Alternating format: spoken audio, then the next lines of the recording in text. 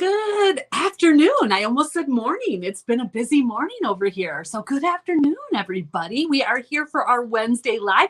We are talking about goals. So, half of you love that, and half of you hate that. I think most nonprofit leaders probably like them, but they can be a menace as well, can't they? So, we're going to talk about them from a new perspective. We are going to talk about them from a godly perspective. We are going to talk about how to make them more user friendly. I'm super excited about that. At the end, I am going to share with you guys a special treat that we have for you this month. Shawnee and I have a big month this month, as well as our nonprofit. So we've got something special to share at the end. So stick around for that. But in the meantime, let's talk about goals. I had a lot of lives last week, a lot of coaching, a lot of stuff going on last week. So I don't know if we talked about this on this call or not. But I want to start here. And we want to always start goals with reflection. We never want to just look ahead. Like, our goals are dependent on where we've been. And if we want to stay in touch with what God wants for us, we need to look back, number one, over the last year. And I know we should have talked about that last week, the idea of reflection. What did God do in and through us in the last year? Going back and looking at every month, grabbing your calendar and going through and say, what did January look like? What is one or two words that I could say about January? Maybe it was a lot of meetings with donors, or maybe it was moving, or, like one of mine from last year was June. My daughter got married in Las Vegas. Plus we had an event in Milwaukee to honor that as well. And so it was, the whole month was really family. And so whatever that is, going back month by month and doing a summary. Okay. Every year you should be doing that. You can do that throughout the year. You don't have to wait till the end. You could do it like as you go through the year. I will say I do about halfway through, maybe quarterly, every 6 months or so. I like to go back so I don't forget things, but you can do it at the end of the year. Just go back and look at your calendar. It's not a loss. So go back and do that. The other thing we need to reflect on, which I hadn't mentioned last week when I talked about this a lot, was what Shawnee and I call our 12 stones. So what are our 12 stones? Our 12 stones, we talk about this when we talk about purpose and finding our purpose, but our 12 stones are like the major events in our life that have made us who we are today. Some examples for me: rape and sexual abuse.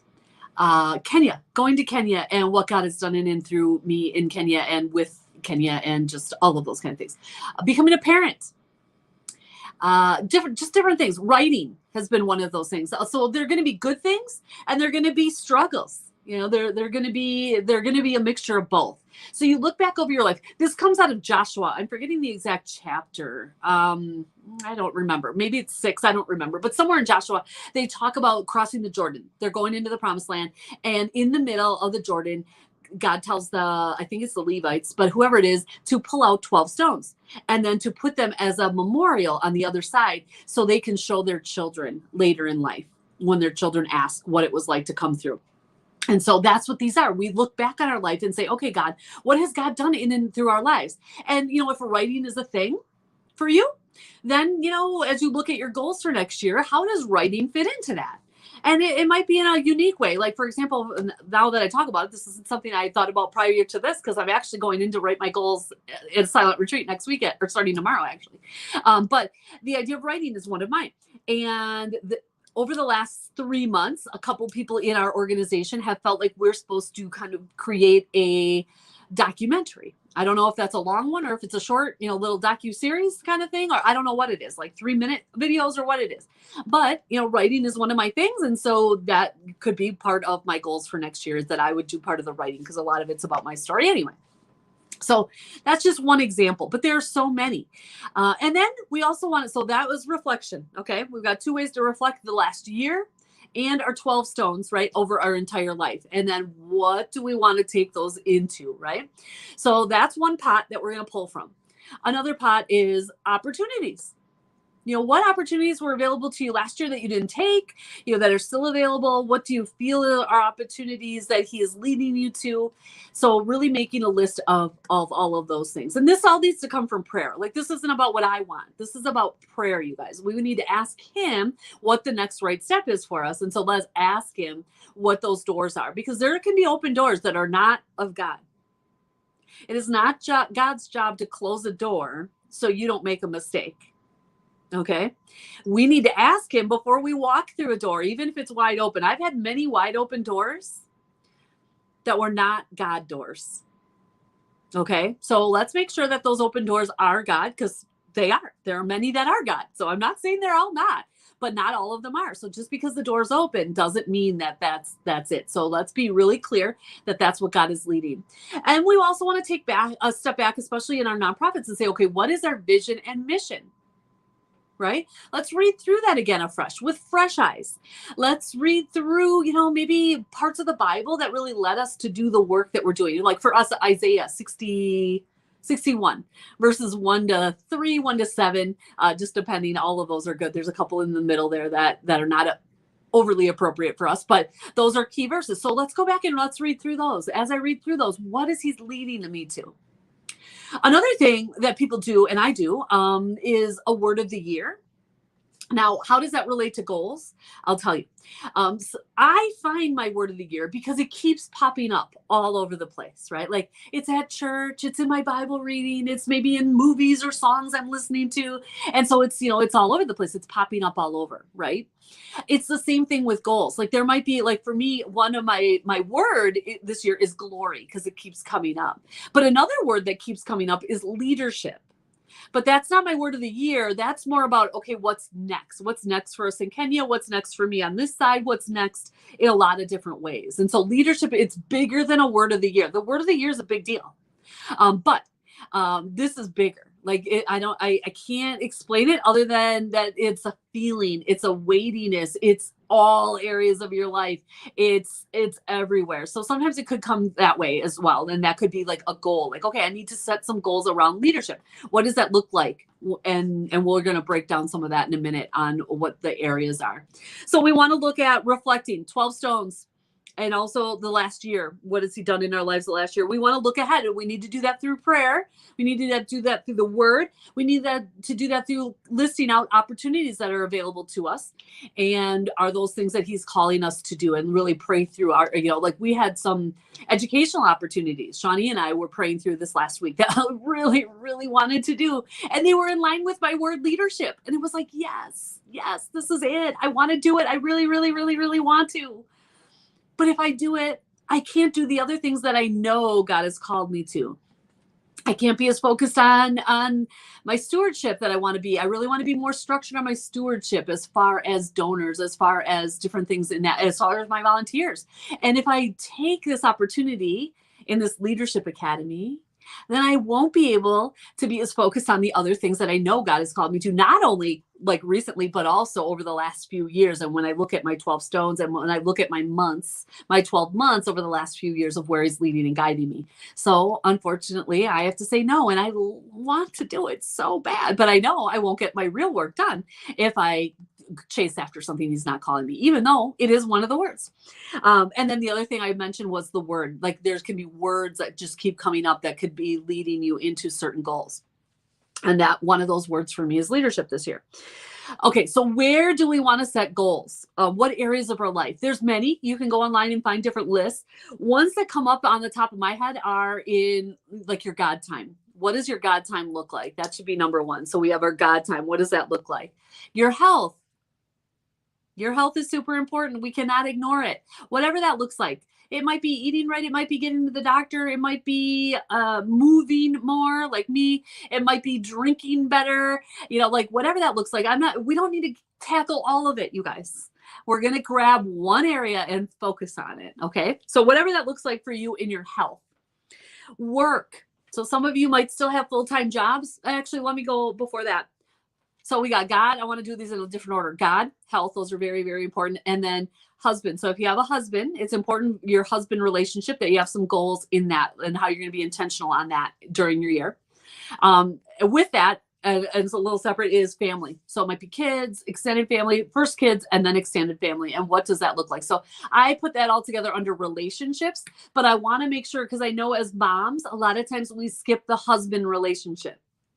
We jump right to the kids because they're busy. There's a lot to do and there might be many of them, right? And they're there and they're tugging at you and they're always there, right? And so that idea of we can't skip the husband relationship. If you have a husband, you must put time and energy into that. And it doesn't need to be a volume of time, but it does need to have some intention behind it, whatever that looks like. Okay. It might be monthly date nights. It might be weekly date nights. It might be, I don't know what it is for you. It might be just praying together. I don't know. That's between you and God to figure out those details, but make sure you're intentional about the husband relationship or wife, if you're a guy listening, that spousal relationship. And then kids, what is your intention around your kids and writing that out? And what does that look like? How are you going to pour into them? What are you going to pour into them? What does that look like? I don't know why, but God's kind of laying on my spirit right now is make sure you're not pawning off their spiritual development on the youth group. It's not bad at all for your kids to go to youth group. It's great. But that doesn't excuse you from sharing what God is doing in your life and sharing your 12 stones with them, whatever that looks like, your spiritual stones.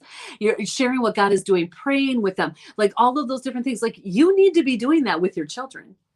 You can send them to youth group too. That's a great bonus, but that is not where their spiritual development is meant to come from. So it's a little off topic, but it's very important. So it came to my mind as I was thinking about being intentional with our kids, right? It's not just about, oh, let me make sure they're in basketball, soccer, or this, that, and the other. All fine things, not a problem, but not if it's coming at the expense of any time focused on God with you and them together and God, because that's their number one relationship. Soccer is going to come and go sooner or later, be it an injury, be it, aging out, be it whatever, right? But their relationship with God is going to sustain them through the injury. It's going to sustain them through having to give up soccer at some point. It's going to sustain them through whatever might come up in whatever circumstance, in whatever relationship, in whatever. Okay. That is the biggest thing you have to pass down to your kids is their spiritual development. So don't skip it. I regret I didn't become a Christian until my kids were, I don't know, 10, 11, somewhere in that age. And so I started then, but I missed out on some earlier years. And so I hope you don't, but wherever you're at, you just start where you're at and God takes care of the details. Okay. So now we're done with relationships, family relationships. Work is another area we want to set some goals in. If you're working, your nonprofit, of course, here we're on the nonprofit channel. So we definitely want to focus on our nonprofit. What are our nonprofit goals? And be clear on that. Not just, oh, I want more money. Like wanting more money is not a goal, you guys. Like, number one, why do you want the money? What is the real goal and the intention behind this? Like, you don't go out looking for more money. You go out with the vision that God has given you. So more vision is a good thing. More clarity, those are good things on the vision. But be specific, and we'll get into that a little bit later. Relationships, there's a lot of different areas. Recreation, travel, you can have a lot, but don't get overwhelmed. Like the ones that I shared here, God, health, work, nonprofit, relationships, those are the major ones. You can add more and it's okay to add more, but I don't want you to be overwhelmed. Keeping things simple. So those are the ones I really want you to write down some goals behind. Now, when we get to the fact of actually writing these things down, what do they look like? Some people look at goals as like they either achieve them or they don't.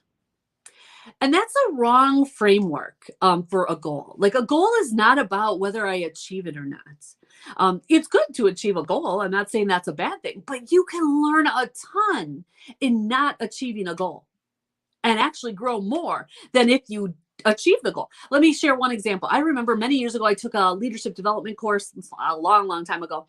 And one of the things was we had to write out these goals, like all these things. And I didn't meet the goal. And I was devastated. I did everything I could to meet that goal and I couldn't meet it. I did it all. Like I just do more. And I couldn't meet it. I needed, I won't even get into the details of the goal, but I couldn't meet it. And I was devastated. And what God really revealed to me, and I wasn't even walking with God at the time. I started walking with him about a year later. But what he revealed to me through that was the fact of you're still Carrie. You're still the same person you were before you didn't meet the goal that you are after you didn't meet the goal. It's not about the goal, you guys. Our identity is not in whether or not I meet any of these goals or exceed these goals or don't ever come close to these goals. My identity is not tied to these goals. My identity is tied to who I am in Christ and what he already did for me on the cross. That's where my identity lies, not in whether or not I make this goal. So stop making these goals about whether you're a success or not. These goals don't determine whether you're a success or not. Your relationship with Christ does. And that's why I want you to pour into your kids' relationship with Christ, because to do that, you're going to be poured into your relationship with Christ. And of course, theirs as well. And that's all what's most important. And that's true of your nonprofit as well. Even if your nonprofit isn't outwardly Christian, as you interact with volunteers, as you interact with donors, as you interact with staff or whatever, whoever you're interacting with, vendors, all these different things, like they are getting a touch of Jesus, whether or not they know it or not, because of your relationship. And so these goals do not determine whether you make these goals or don't make these goals, do not identify you at all. They don't identify you as a success, and they don't identify you as a failure. Okay, these goals do not define you. And that is a huge misconception. I wish I would have said this at the beginning, because this is a huge misconception in goals, is that they define you as a success or a failure. And they don't. They show you progress towards a direction or lack of. Like it, I didn't focus on that this year, even though I wanted to, or I said I would, right? It's okay. Now, whether I want to continue that or choose something different, and that might be even every day. It's not necessarily every year. We think of it on a yearly basis, but it's every day that we have that choice. All right. I could go on and on that, because that is so important, but I'm going to move on to how we write goals. What do we want to include? So we want the goals to be specific, right? Like, I want more joy is not a goal, right? What is that? Like, I need to define it. I need to be able to measure it. I need to be able to track it. Like, wanting more joy. How can I get more joy? Okay. Then it might be, I want to hang out with my friends more. I want to, watch Impractical Jokers or whatever show makes you laugh. I want to, whatever it is, be in the Word 5 times a week. Like, how am I going to get more joy? If joy is what I want, how am I going to get there? And that's what I need to dig deeper.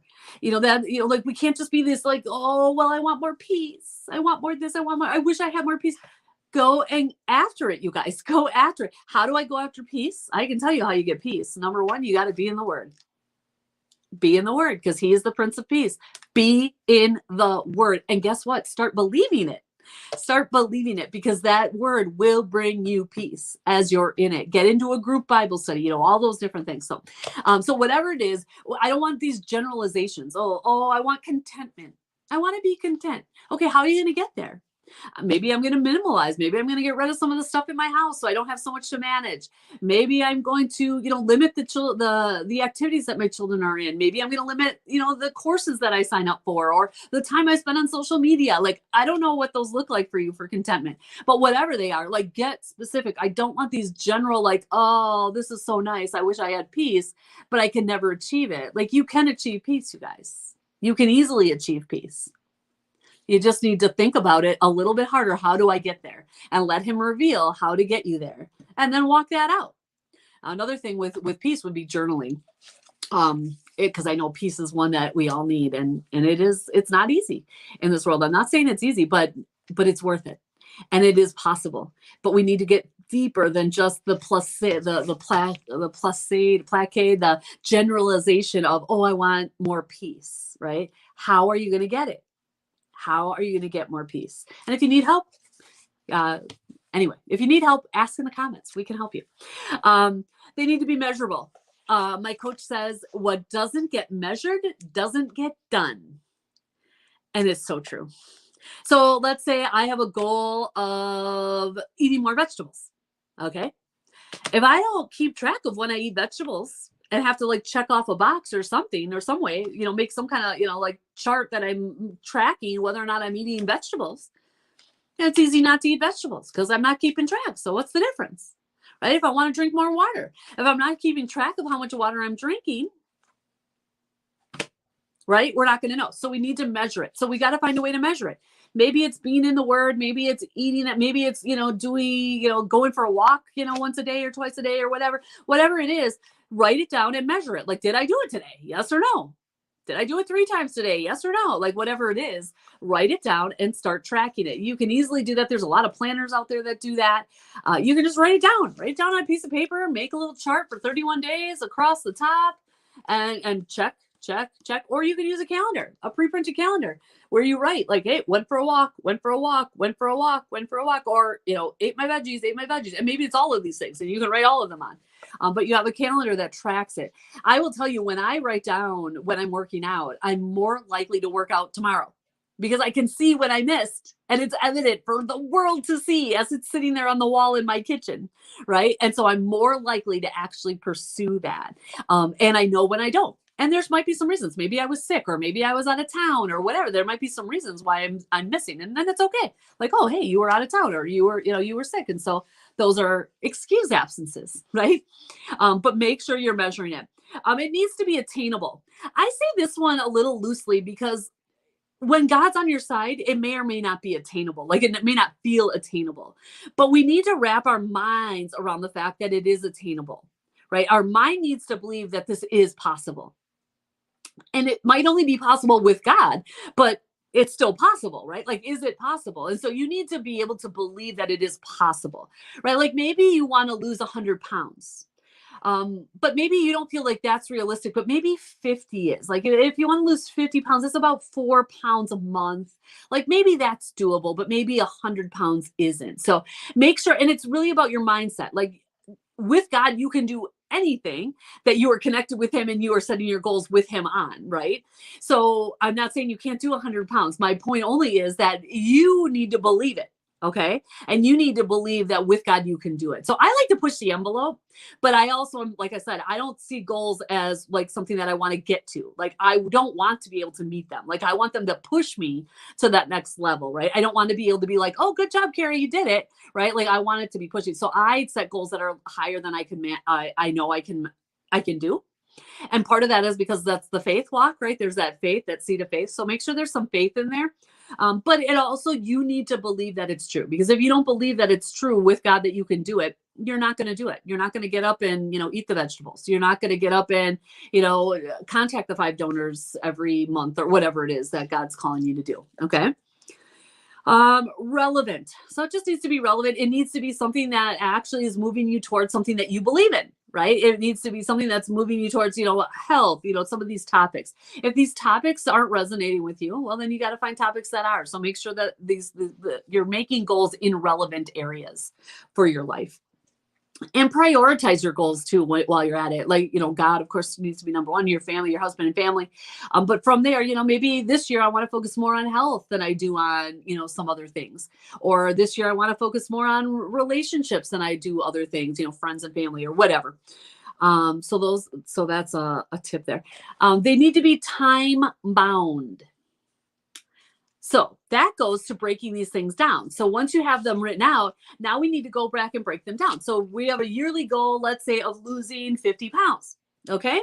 We break that down over 12 months. That's 4 pounds a month, a little over that, but 4 pounds a month. Okay. Well, that's doable. Okay. Then when we break that down into monthly, now how much is that per week? So that's a little less than 1 pound per week. Okay, that's my goal, is to lose 1 pound per week. So this week, what can I do to get me closer to losing 1 pound? So it might be eating vegetables. It might be, not buying the cookies or Doritos. It might be, going for a walk or an extra walk. It might be, joining a gym with a friend, like whatever that is. But like break that down. And one of the ones I missed in the middle there is quarterly. So you've got yearly, quarterly, monthly, and then down to weekly. All right. And then we track that. And then you can track that daily, whatever those are. And I'm not saying like, don't get on the scale every day. Like, we're not looking for the 1 pound every day. Like I'm not a strong believer in the scale. But whatever that looks like for you, like get some kind of way of measuring that. And it's in ways of your action. It's not the scale, right? It's the idea of, I'm going to eat vegetables instead of whatever. I'm going to, not buy cookies. I'm going to, empty the house of all of those things. And I'm going to win that battle at the grocery store. Whatever that might look like for you in whatever area. Let's see. Yeah. So time bound. So make sure they're time bound. And those are the ways that we should break those down by time. And sometimes you might have goals that are longer term, and that's okay. I'm not a big fan of breaking down 5-year and 10-year goals. I'm a big fan of having them Like, this is my vision for the future. But I don't necessarily break those down because I don't know what's going to happen this month. So sometimes I'm overachieving over here. So it's like those things happen like this. And other times it's like, ooh, this one was overachieving, but this one was under. So I need to kind of balance those things out and those kind of things. So I don't do a lot of breakdown for the 5-10 years, longer term goals, but that does help with the vision and mission, a vision, like, and getting you moving forward that way. All right, so that's our summary of goals. I hope that helps you. We actually do have a goals course that talks a lot more about this. So if that's something you're interested in, message us below and we'll get you the details for that. If goals are something you really want some more in-depth help on, we have worksheets in there and videos and all of that. So that is something that we can get you in touch with. But the other thing I wanted to share is this month in January, it's my birthday, it's Shawnee's birthday, it's Infinitely More's birthday. It's actually all in the same week, coming up in I guess a week, a little over a week, starts in about a week. And so we have something special for you this month. We are putting our course on sale for our birthday. We are giving you a gift. You're welcome. So at Christian Rocketeers, we help people start nonprofits. That's what we do, Christian nonprofits. We have a course that walks you through. It's not just about your 501c3 status, guys. And if you already have your 501c3 status, that's great. This is actually more about what happens after that. We do help you do that part. So if you don't have that part, but do you have a system in place to communicate with your donors? Do you have a system in place to take donations? Do you have a system in place to take online donations, just period, and then to track donations? Like, there is so much that goes into a real nonprofit to be able to do it well and not get in trouble. And that's what we handle. And then the other parts of that is our mindset, right? The idea of asking for money, stop self-funding, right? It's not about self-funding. That's not a nonprofit. That is you doing good things. That's fine. You can do that, but that's not a nonprofit. That's you just doing good things. We need to be the body of Christ and we need to reach out. So we have a course that deals with all of it, and funding, how to go after funding, the 5 strategies that you need to start for a new nonprofit and then growing from there. Like, everything's in there. Overcoming spiritual attack, like, so much. I could go on and on about all that's in there as far as the course. Then we also have community. So other people doing the same exact thing. Other people can't understand your vision and mission, right? They think you're crazy. You think you're crazy. That's what we hear all the time from our clients, right? But no one in this group thinks you're crazy. We're all in the same boat. Like, God downloaded a massive vision to us, and we are walking that out one day at a time. And we are there together to walk that out together. In the good days where we get to celebrate, where other people are like, why is that such a big deal? And in the bad days when it's like you're just devastated about something and you just have nowhere else to turn. And we're there for prayer and to encourage and walk that through with you. And hey, I need this document or I need that document. Can you help me here? Like, all of that community breeds. The third part is my favorite part, and that is coaching. So we have 2 hours a month that we come together where we coach you wherever you're at. So it's not about, oh, this month we're only talking about this topic. No, wherever you're at, you come, throw us your questions. We walk you through to that next level and get you to that next level, whatever that looks like. So all of that is amazing value. The value of that is over $44,000, actually $44,400. That is not the cost of our course, and it actually is even on sale right now. So I'm sure Shawnee will throw the link, or I will throw the link in the comments below so you can go and check that out. Actually, it's not even ready yet. We're not even ready for our sale price. So right now you're going to see the full price, but it will be going on sale. So you can be waiting for that. It'll be 30% off. And so we are excited to bring you that amazing birthday gift. The new year is such an amazing time to start your nonprofit, you guys. Like, let's just, or get your current nonprofit organized and or jump started, right? Like, if you are self-funding, if you are just not getting where you need to be, you're stuck. Like, we can help you. We can get you past that overwhelm. We can get you past that lack of funding. We can get you past, our clients are having amazing results. $7,000 in one day, actually $7,500 in one day, $7,000 just by writing a letter and sending it out in a couple weeks. We've raised over $100,000 in a couple months. We've raised $42,000 in a month. Like, God will lead, guide, and direct us on all of that. But those are some of the results that you're seeing, let alone the life transformation for the population God is calling. I mean, I could just go on for hours about, the women in the Philippines and in Ghana and the Vacation Bible schools. I mean, and all over the world and in the US. There's just so much that God is calling us to do. There's so much hurting, you guys. There's so many people hurting. And He's called us to do something about it. If He's called you to a vision, it's to stop the hurting of some people. Let's get out there and let's get after that. And this is a good month to do it because you get it on sale. So that was my special surprise for you after. I am excited to get moving on your nonprofit, whatever that might look like for you. Yeah, the Calendly link. Hop on a call. Let's see if we're a good fit. I want to make sure we're a good fit because we just want to do that. So hop on a call. We'll make it quick. At most, it's a half hour. You'll walk away with a couple of your next steps of your nonprofit. And if we're a good fit, you can walk away with a good price on the course as well. So whatever that might look like. So hop in on that Calendly link. Our schedules are super tight right now, though, guys. So do not wait. I'm moving cross country next week. We've got a silent retreat coming up in the next couple days. We've been booked with calls like it's been, and God is really moving. So don't miss out on His move, and we will see you on the inside.